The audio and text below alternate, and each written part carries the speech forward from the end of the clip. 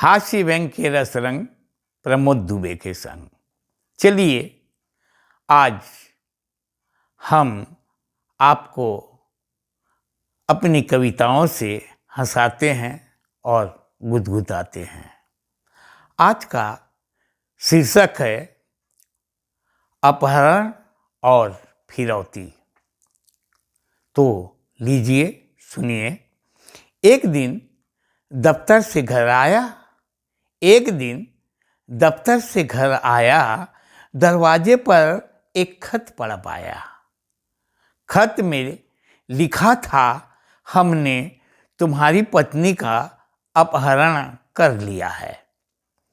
अगर फिरौती में 10 लाख लाओगे तो उसे सही सलामत पाओगे। अगर फिरौती में 10 लाख लाओगे तो उसे सही सलामत पाओगे। खबरदार, अगर पुलिस में शिकायत की तो पछताओगे। अपनी पत्नी को जिंदा नहीं पाओगे। खत पढ़कर मैं सोचा, डाकू जी ने मुझ पर एहसान किया है। घर के सारे कीमती सामान छोड़ कचरा उठा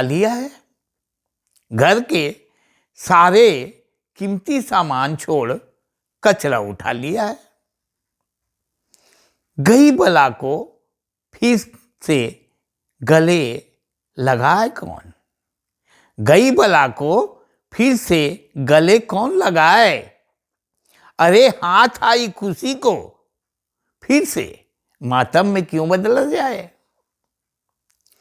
10 लाख, और वैसे भी तो 10 लाख में तो नई मर्सिडीज और एम्पाला मिल जाएगी। फिर यह खटारा एम्बेसडर क्यों रखा जाए। फिर सोच समझकर यह काम किया। देखिए क्या काम किया।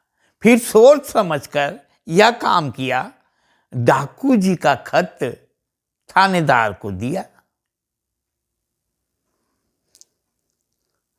इसके बाद आजादी के झूले में झूलता, हसीन ख्वाबों के झील में डूबता, जब घर पहुंचा तो उड़ गए होश।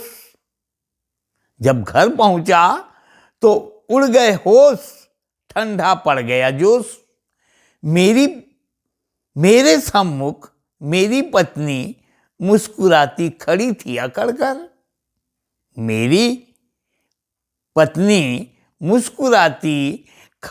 अकड़ कर।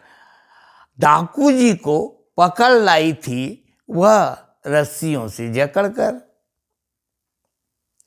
मैं कुछ बोलूं उससे पहले बदहाल डाकू जी बोल पड़े।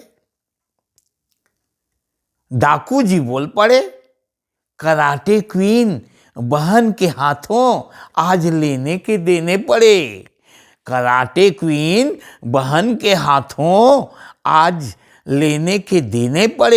भाई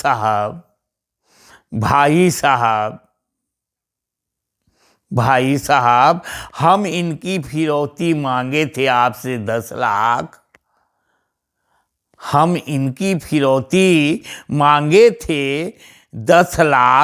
आज हम अपनी फिरौती लाए हैं 10 लाख।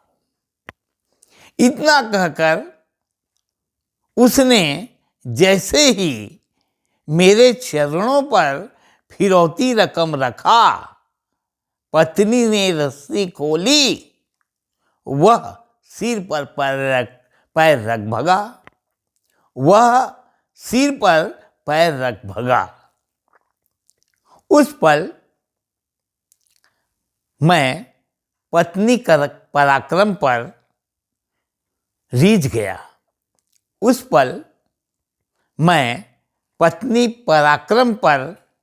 गया।